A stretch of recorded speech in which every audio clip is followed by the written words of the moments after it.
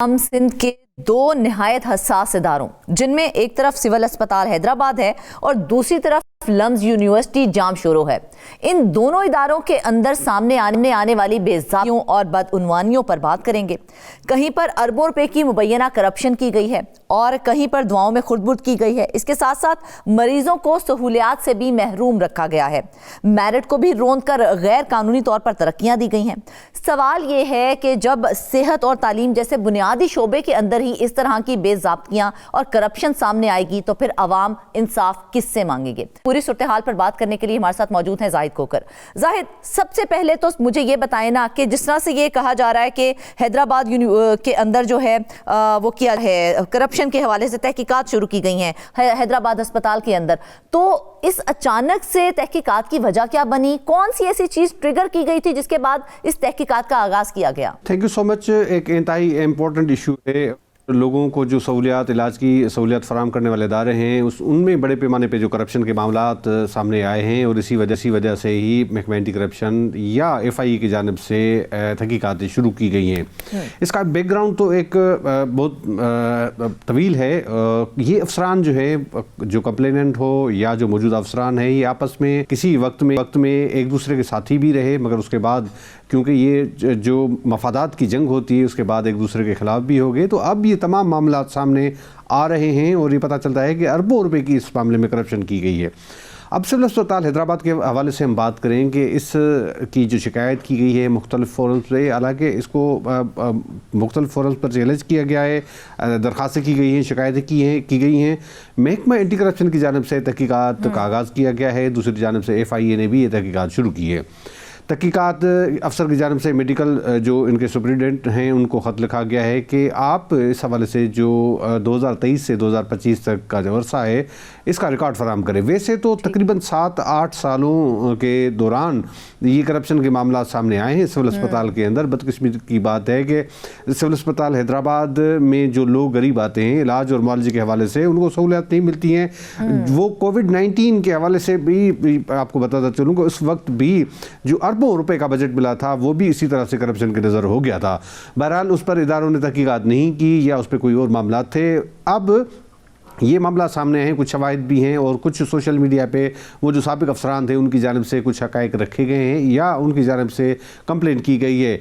Anti corruption की जानिब से ये कहा गया है कि आप इस हवाले से रिकॉर्ड फराम करें ताकि पता चल सके कि किस तरह से करप्शन हुई है। एक तो जो शिकायत की गई है कि जो मेडिसन है, दवाइयात ख़रीदी जाती हैं मरीज़ों के नाम पर, वो एक तो गैर मयारी होती हैं और अगर गैर मयारी ख़रीदी भी जाती हैं तो वो ओपन मार्केट में फ़रोख्त की जाती हैं। ठीक है। आपको बता दूं कि सिर्फ और सिर्फ 2 अरब रुपए सिविल अस्पताल हैदराबाद में सालाना बजट है सिर्फ अद्वियात की खरीदारी के वजह से।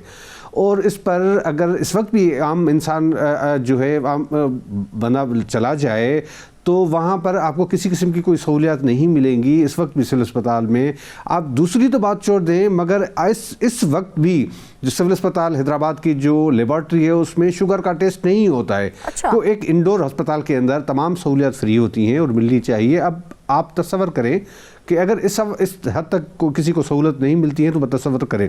दूसरी बात यह है कि जो परचेजिंग के जो टेंडर्स किए गए हैं उसमें बड़े पैमाने पर करप्शन की गई है, खुर्द-बुर्द की गई है। इस तरह से हुआ है कि जो उनकी मुख्तलिफ कंपनीज़ के नाम पर ठेके तो जारी किए गए कि आप टेंडर्स दिए गए, मनपसंद कंपनीज़ को कहा गया और इस हद तक करप्शन है कि मिसाल के तौर पे 100 रुपये की कोई चीज़ है तो वो 5 रुपये में भी नहीं बल्कि 2 रुपये में या 1 रुपये में ख़रीदी गई है। उनको ये सिर्फ कहा गया कि हम आप से रिसीविंग ले लेंगे और रिसीविंग के बाद जो है वो, क्योंकि हमारी जिम्मेदारी होती है, आप ने सिर्फ और सिर्फ हमें जो उसके ऊपर जो पैसे होते हैं वो देने होते हैं। तो ये हालात रहे हैं। अब दूसरी बात ये है कि एक इंस्पेक्शन टीम सिंध गवर्नमेंट की जानिब से बनाई गई है कि जो अस्पताल में जो भी चीज़ खरीदी गई है उसका इंस्पेक्शन करेगी, जिसमें कुछ जो अस्पताल के लोग होंगे, कुछ महकमा सेक्रेटरी का जो नुमाइंदा है वो भी उसमें शामिल होता है और उसके बाद ज़िला इंतज़ामिया के लोग भी शामिल होते हैं।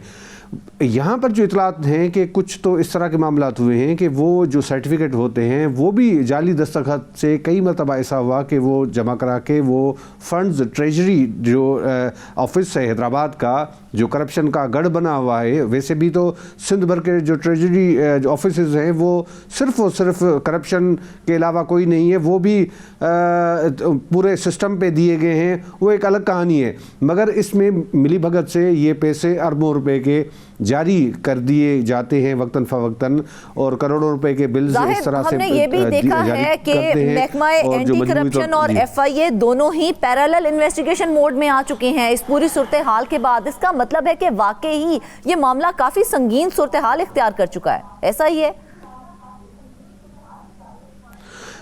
जी बिल्कुल, देखें मुख्तलिफ लोग जो हैं वो सामने आए, मुख्तलिफ इदारों के अंदर उन्होंने दरख्वास्तें दी हैं, कंप्लेन की हैं, जिसके बाद FI की जानिब से भी तहकीकात का आगाज़ कर दिया गया है, महकमा एंटी करप्शन की जानिब से भी तहकीकात का आगाज़ कर दिया गया है।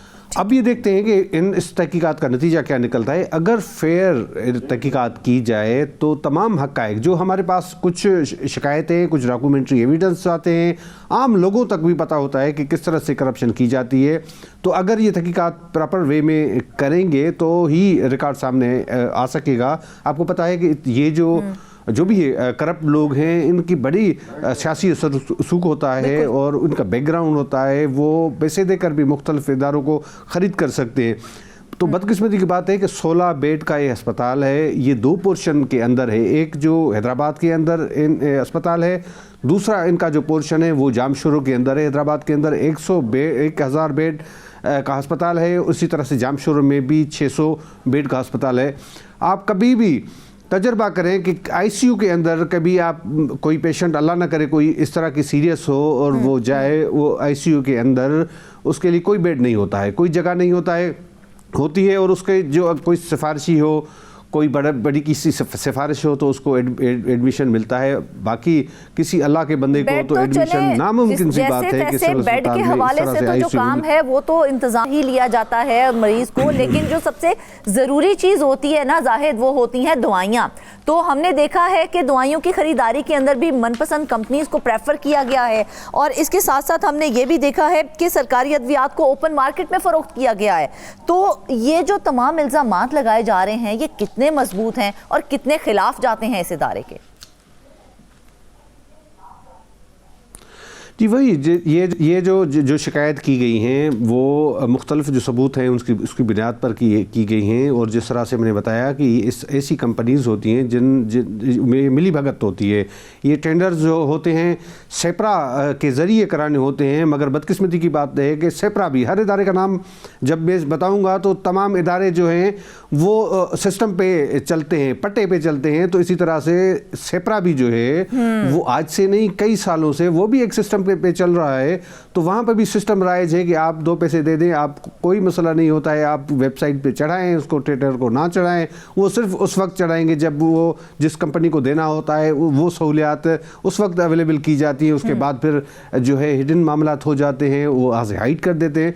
तो इसी सारी सूरत हाल में आप किस तरह से समझती हैं कि ये मामला जो है वो फेयर हो सकते हैं? और अद्वियात ऐसी चीज़ है, एक तो जो कंपनीज होती हैं जिन से ये ख़रीदी जाती हैं उनसे तो कहा जाता है कि हमें जो आपने जो बिल्स देने हैं वो तो उसी हिसाब से देने हैं, मगर गैर मयारी दवाएं होती हैं वो 100 रुपये की दवा के जो बिल है वो लाखों रुपए के बना देते हैं और इसी तरह से वो कर देते हैं। तो अरबों रुपए ऐसे नहीं खर्च होते हैं। इसी तरह से जो फेक हाल में ना एक और चीज बड़ी अहम है, जो साबिक एडमिनिस्ट्रेटर थे ना अब्दुल सत्तार जतोई साहब, उनकी जानिब से एक वीडियो बयान भी जारी किया गया और इसके साथ साथ 3 अरब रुपए के दस्तावेजी सबूत भी उन्होंने फराहम किए हैं। तो क्या ये पूरी जो चीजें हैं, ये सबूत जो हैं, वीडियो बयान जो है, ये एक गेम चेंजर साबित होगा?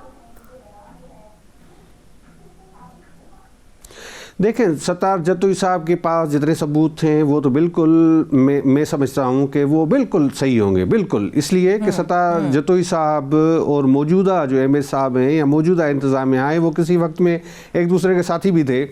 सत्तार जतोई साहब जो हैं वो जो कहा जाता है कि वो पीएनडी के बुनियादी तौर पर मुलाजिम थे या अफसर थे, उसके बाद जो डिप्यूटेशन पे मुख्तलिफ महकमों में रहे, जिस तरह सुप्रीम कोर्ट ऑफ पाकिस्तान ने एक्शन लिया था, उसके बाद और जो लोग हैं वो मुख्तलिफ अपने अपने महकमों में चले गए थे। तो जतोई साहब के लिए एक पोस्ट उस वक्त क्रिएट की गई थी, कोई डायरेक्टर एडमिनिस्ट्रेशन तमाम जो थे मामला उनको दिए गए थे। ये जो अब इंतजाम में आए ये इनके बगल बच्चा थे।